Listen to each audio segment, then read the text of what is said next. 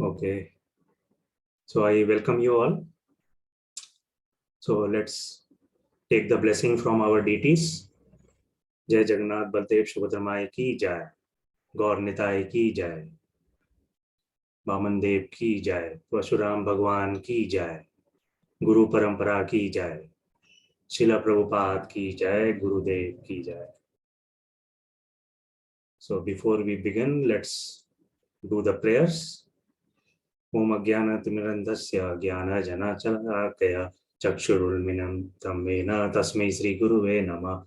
Namo Vishnu Padaya Krishna Pishtaya Bhutale Srimati Bhakti Vedanta Swamini Iti Namini Namaste Saraswati Deve Gauravani Pracharini Nirvishesha Shunnavadi Paschata Deshatarini Jai Sri Krishna Chaitanya Prabhu Nityananda Shri Advaita Gadadhara Shivasadi Gaur Bhaktavinda Hare Krishna, Krishna Krishna, Hare Hare, Hare Rama, Rama Rama, Hare Hare.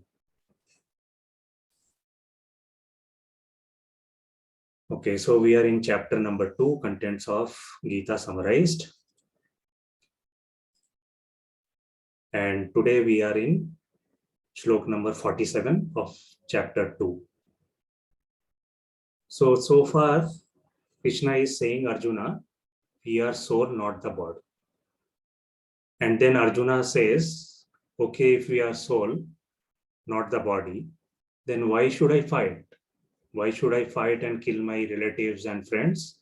Better I will go to forest and stay happily there. Why should I take the sins by doing murder of all my friends and relatives? So today we are going to see one of the very famous sloka quoted everywhere in Bhagavad Gita. So in this shloka, Krishna says, Arjuna, how to work in this world without getting bound to the results. That means without getting entangled to our results. So the shloka goes like this. Karmannevadhikaraste ma phaleshu kadachana ma karma phale hetu ma te sangastu karmani. Let's see the translation. You have a right to perform your prescribed duty, but you are not entitled to the fruits of action.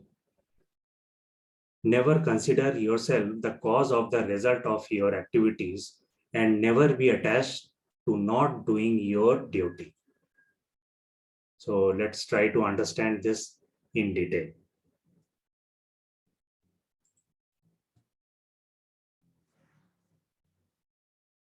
So every work we do have some result and which bind us. Krishna is telling us how one should work in Buddhi Yoga so that we don't get actually entangled to this results. So if you see, the first line is Karmane Vadikaraste. What it means? One is having full right to perform his duty. So people don't care about the work. They only care about, or they are only interested in getting the results. So try to understand this with the example. If you see student, what they do, whether they study or not, they expect very good results. Correct? So if you see so much of expectations, and because of this, students often do suicide. They often commit suicide. So people in general think that they have right only to the results without putting any effort. But if you see, Bhagavad Gita talks completely the opposite thing. Just a second.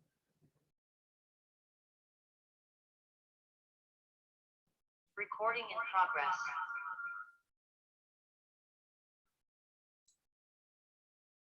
So Bhagavad Gita talks about complete the opposite. It says you have right only to work, not to the result.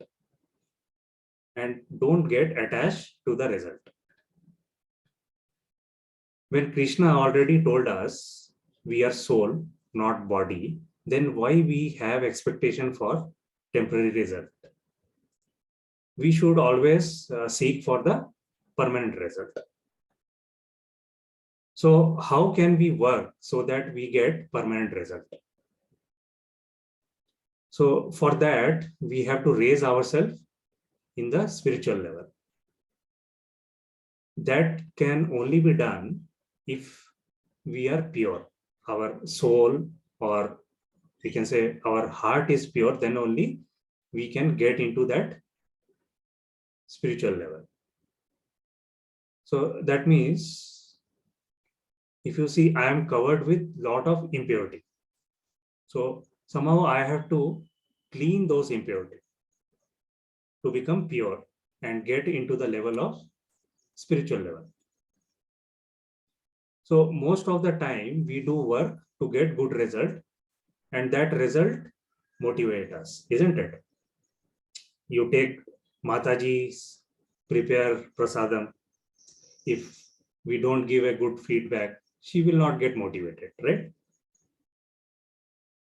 So similarly, when students study, if we don't encourage them, they will lose the energy. So we have to keep on motivating. But here it is saying ki don't care about the result. So it is not wrong to have positive results or expecting a result. But the idea over here is to do our duty, not just for the result. So that is very important. Just don't expect, do the work, but not only for the result. Because if we do our duty, we'll get purification. Not only purification, we'll also get the knowledge. So we have to concentrate more doing our prescribed duty. So if you see any work, a person do a work in 3 levels. So what are these 3 levels? So level 1, if you see, I do the work to get result. So this is level 1, which most of the people do. So they do the work only to get the result. And if you see level 2 kind of people, they do work because it's their duty. That is their intention. It is my duty. That is why I am doing my work. And then third level of work, I do the work because Krishna will get pleased. Krishna will get happy. And this is the actually highest level of work. Okay. So there is a lot of insecurity and anxiety if we focus only for the result. And if we don't work for the result, the anxiety automatically will go away. So we have to keep this point in mind. If you only expect for the result and do your work, you will always have insecurity, you will always have anxiety. So it is better, instead of, for the expectation of the result, you just do your work, and that way your anxiety also will go away. Okay. So when the work is done in this level 3 that we discussed, that is nothing but the karma yoga. And this karma yoga will give us the purification of what we were talking about. So in this shloka, line number 3, ma phalam hetu bhu. That means do not think that you are the cause of the result of the activity. So Krishna says, you are not only the cause of the result.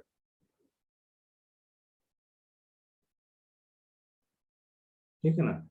You are not only the cause of the result. There are other external factors that is affecting your results. See, we'll try to understand this by seeing one example.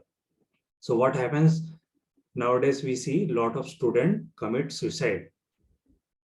They could not able to pass the exam and they do suicide because they think they are only the cause of that result. But in fact, if you see, there are many other external factors. So whatever we do, it is not necessary we are only responsible of that work.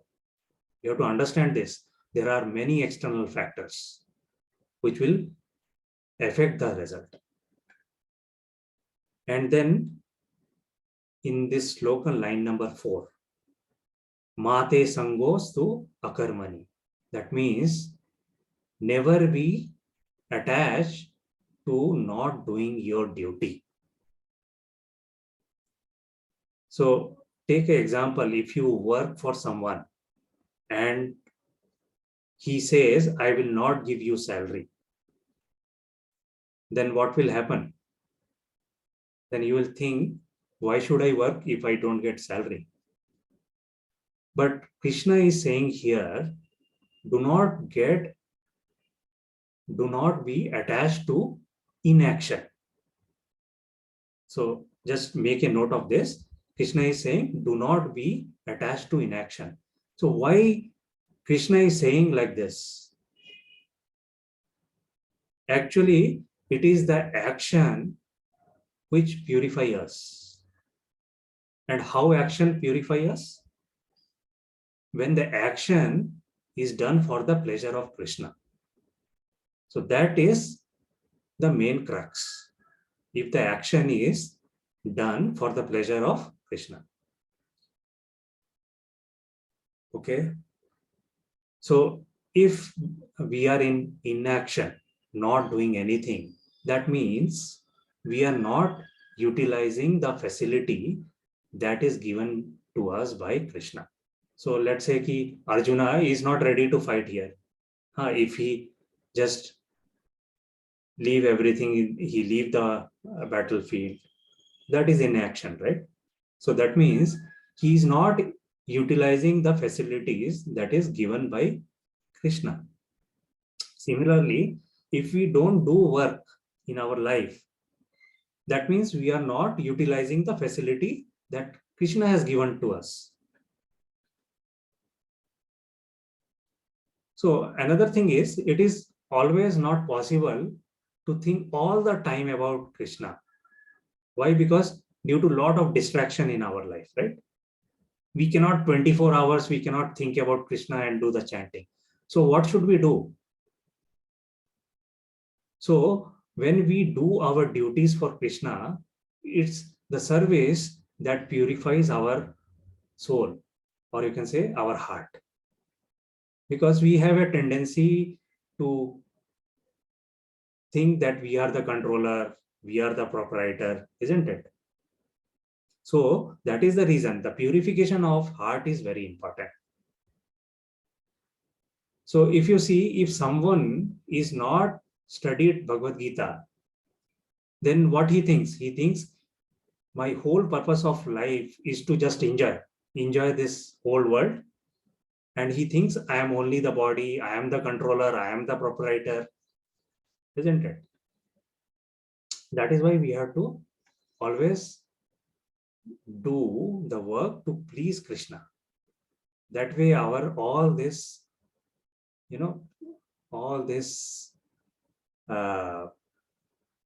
things will get clarified and will get purity.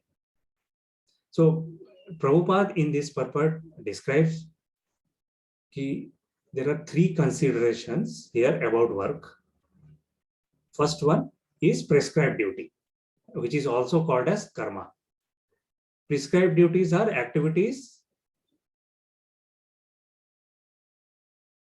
Prescribed duties are activities in terms of one's acquired mode based on the mode of nature, material nature. Right? We have earlier studied that Rajoguna, Tamoguna, and the second level of work is also called as capricious work, which is nothing but vikarma. So capricious work means action without the sanction of authority. So who is the authority? Krishna is the authority. So without his sanction of the authority, if we do some work, that is vikarma. And the third level is inaction, which is also called as akarma. So inaction means not performing one's prescribed duty.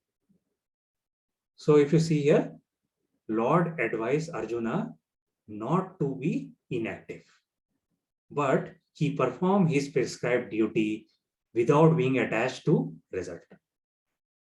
So one who is attached to the result of his work is also the cause of the action.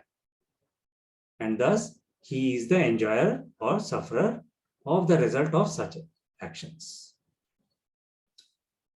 So Arjuna was therefore advised by Lord to fight as a matter of duty without attachment to the result. This non-participation in the battle is another side of attachment. See, whatever we'll do, definitely there will be some sin. And to reduce that sin, we have to work for pleasing Krishna. Whatever we do, even normal activity we are doing, we have to do in an intention that we are pleasing Krishna. So such attachment never leads one to the path of salvation. Any attachment, positive or negative, is cause of bondage. Whether you do good thing, you do bad thing, it will actually be a cause of bondage. Also, inaction is sinful. That we have to remember. Therefore, fighting as a matter of duty was the only auspicious path of salvation for Arjuna because he was Kshatriya. So that was today's shloka. So with that, we'll stop here.